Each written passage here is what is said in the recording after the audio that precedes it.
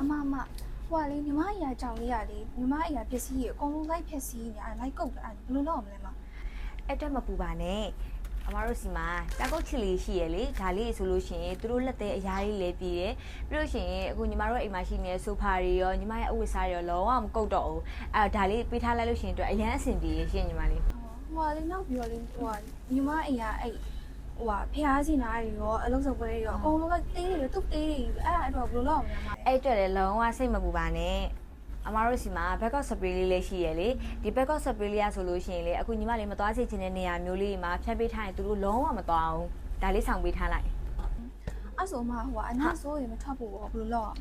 အနက်ဆိုမထွက်ဖို့အတွက်လည်းဆေးလေးရှိတယ်ဒီမှာဘာမှပတ်စမဲသူကကြတော့လေအနက်ဆိုလေးလည်းဖယ်ပေးတဲ့အပြင်ဟိုမှာတရိတ်ဆန်လေးတွေရဲ့အပေါ်တရိတ်ဆန်လေးတွေအမွေးပေါ်မှာလေဒါလေးကိုဖြန့်ပေးထားလို့ရှင်လေအနက်လေးကမွေးနေရပဲအဲ့တော့လုံးဝအဆင်ပြေမှာသိချတယ် အဲ့ဆိုအကုန်လုံးမြောက်ယူသွားလိုက်တော့ ဟုတ်ကဲ့ပါအကုန်လုံးထည့်ပေးလိုက်မယ်ရှင် ကဲဟုတ်ကဲ့